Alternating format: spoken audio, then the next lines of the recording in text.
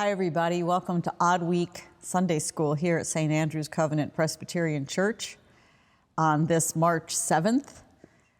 Today we have a lesson about the Ten Commandments, which comes from the Old Testament book of Exodus, chapter 20, verses 1 to 17, if you'd like to dig that up.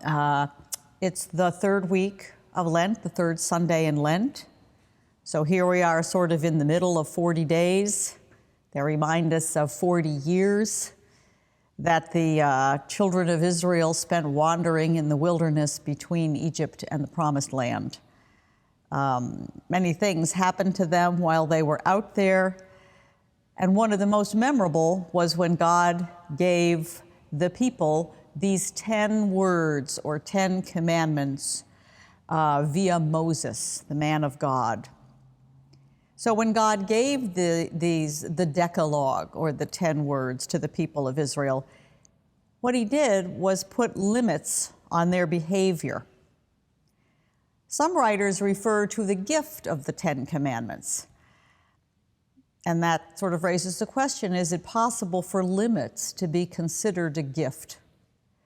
After all, there had been plenty of limits on these people when they were enslaved in Egypt, and they'd been pretty happy to get out of there.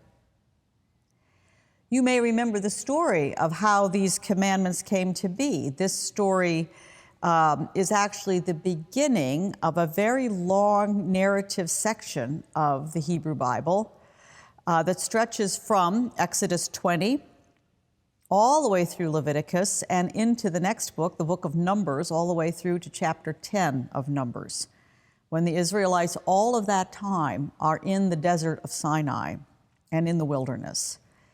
When the people arrived at the foot of Mount Sinai, not that long after coming through the Red Sea, they made a camp.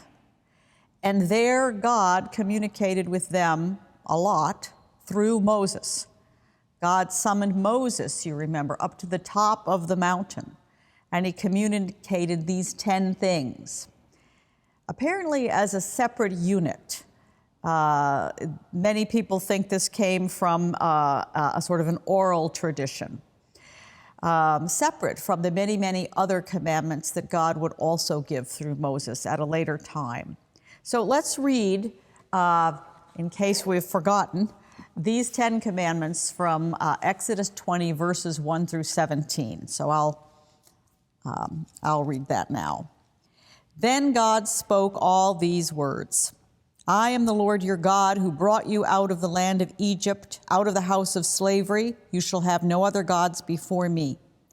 You shall not make for yourself an idol, whether in the form of anything that is in heaven above, or that is on the earth beneath, or that is in the water under the earth. You shall not bow down to them or worship them.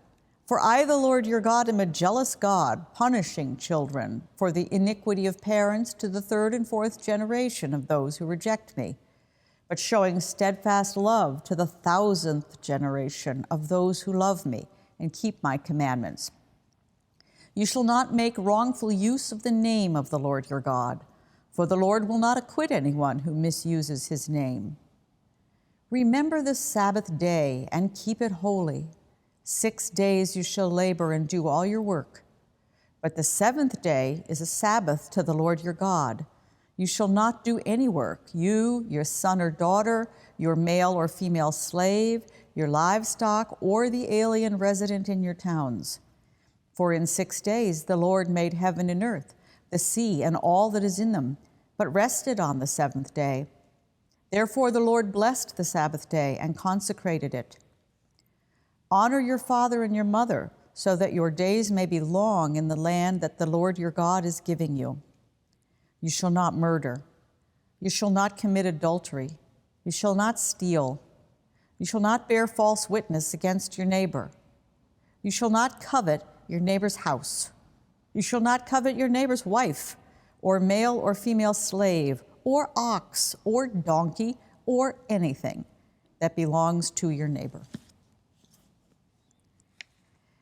Well, some of the commentators point out that this list was most likely first an oral source, with its memorable number of commandments, one for every finger.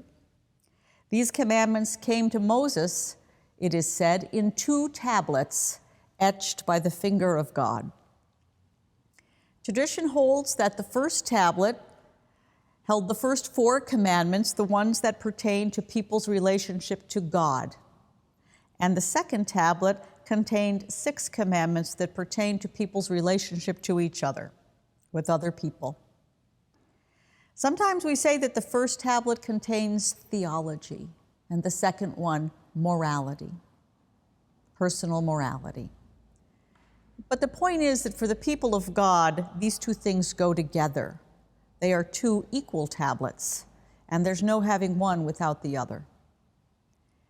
When we get into a debate about which is more important, is it more important to have a right relationship with God or to treat our neighbor justly? The answer is yes. These 10 words, or the Decalogue, as they're sometimes called, they form a foundational law for the people. There's something sort of constitutional or fundamental about them. It's not like the many, many other commandments that would follow this in the books of Exodus and Leviticus, which could maybe be likened more to common law or case law, full of regulations pertaining to the particular realities of life as shepherds and herders and nomadic people, complete with exceptions for particular circumstances. Here we have the Big 10, expectations from God to his people. Not, incidentally, as we often pretend, the 10 suggestions, but a firm set of limits on what kind of things human beings can do. So many things are not restricted by these commandments, but some things are. The majority of these commandments start with a negative, thou shalt not, addressed in Hebrew as though to a single familiar person. Most of them are negative. This really underscores that it is a set of rules that establishes a boundary lines that are not to be stepped over. So are boundary lines or limits good for us? That reminds me that I once heard a well-known U.S. senator speak at a church-affiliated college where I was teaching a long time ago. This man came and he addressed the students with great enthusiasm, urging them to strive and to succeed because, as he said, there are no limits to what you can do. I thought then that that was a strange speech for a bunch of presumed Christians, as well as just physically speaking, it wasn't accurate. I know that the senator was trying to be inspirational. I understand that. But was he telling these kids the truth? Most of us don't like limits, maybe especially when we're young, especially when we're very, very young. But we grown-ups don't usually feel too bad about telling a toddler that she can't put her hand on a hot burner on the stove or run into the street. Those limits are in her best interest, and it's our job to let her know that. It's much worse with teenagers, of course, but sometimes parents even have to do that. If we look at what the commandments actually want to prevent people from doing, it's not hard to see that we would live in a reverent and just world if we actually lived within these limits. We would not worship money or power or fame, just God. We wouldn't use God's name to impress people or scare people or to try to do some kind of magic trick. We'd just use it when we wanted to talk to God. We would have to remember that our parents came before us and respect their position. We wouldn't murder, steal, lie in court, turn our back on our spouse, or be jealous and grasping when we looked at our neighbor's house and family and stuff. And we would desist 1 day a week. We would just desist. That is, stop. When I look at this fairly short list of basic limits, it dawns on me that the one who made this list knows us pretty well. After all, the first time that God gave people a commandment, it was just one. Remember that? Here's a beautiful garden, friends. Enjoy it. It's all yours. Play with the animals. Eat anything you want. Oh, just not the fruit from that one tree. Don't eat that. That wouldn't be good for you. Well, having failed at the one commandment, the next time, God gave us 10. These are God's limits, and the most interesting thing about these boundary lines that God uses to hem people in and put limits on our choices is that before God asked people to observe limits, he imposed limits on himself. At the very, very beginning, what made the world possible, according to the story of creation, was God limiting where the waters could go. Let the water under the sky be gathered to one place, and let dry ground appear, it says. And with that command, God imposed order on chaos, and life began. After the great flood, God made a promise to Noah and his descendants. I'll never do that again. Listen to this line from Genesis chapter 8, verse 22 to Noah. As long as the earth endures, seed time and harvest, cold and heat, summer and winter, day and night will never cease.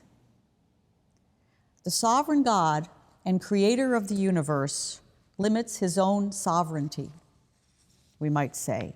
He holds himself all these years to that promise, an ordered universe, the 4 seasons in their right succession, the day and the night, every single 24 hours. God doesn't need to keep to such a strict schedule for himself, of course. He chooses to keep that schedule as a covenant with his creation, with us. That schedule makes our lives possible. I sometimes think that if one of us had the power that God has over the ordered creation, would we be able to resist maybe just one little time, having the sun come up in the west just to see what happens? But God has resisted that temptation every day, and it's undoubtedly a good thing for us that he has. God has accepted limits, that is order, in his relationship with nature and with his people. And that's what makes us free. Free to make our plans, organize our world, to be little masters over our own lives. But if we're wise, if we're obedient, if we just trust God, we might take his word for this. Observe these 10 commandments, these 10 words, choose this, is good for you, and it pleases me. To me, the most interesting commandment, maybe everybody has their own personal favorite, but for me, the most interesting one is the hinge one, the Sabbath Commandment. It bridges the commandments of the first and second tablets. Is the Sabbath mostly about our relationship with God or mostly about our relationship with each other? It's the longest one. Take a look. God does not offer one word of explanation about why we should not murder, but about why we should remember the Sabbath and rest on the seventh day, and not just us, but also all the people who work for us, all the people in our family, and even the animals. About why we should do that, God offers many words. The Sabbath commandment imposes a very strenuous limit on the whole community. It's not a personal Sabbath that God requires here, but a nationwide Sabbath, so to speak. We would get a lot done if we had one more day to work and to store things up. I suspect that few of us have consistently resisted making that kind of use of it. 6 days might have been good enough for God, but we need 7. We do not want to desist, and we are regularly tempted, and we often do not resist that temptation. What might God have made if he worked one more day? Well, we'll never know, because God chose to limit himself to 6. And doing that, God displays the divine intention for us. Here's a good limit, says God. It's good for me to limit myself. It's also good for you. Of course, when God invented sleep, he may have pulled one over on us, because sooner or later we do fall asleep, even if we keep trying to resist it. Give or take, did you ever think about this? we are going to sleep for about a third of our lives. If we live to be 100, we will have slept for 33 years. We may chafe a bit at this gross limitation on our productivity or our entertainment, but when I look around the world, I have to agree that it's a mercy that people lay off for 8 hours or so out of every 24. Desisting is good for the earth, and it's good for the soul. So, the 10 words, the 10 limits, the boundaries of the chaos and the lawlessness and the recklessness. Trusting God, we're able to keep the commandments that lead to freedom and to life. So, something to think about till I see you again. Be well.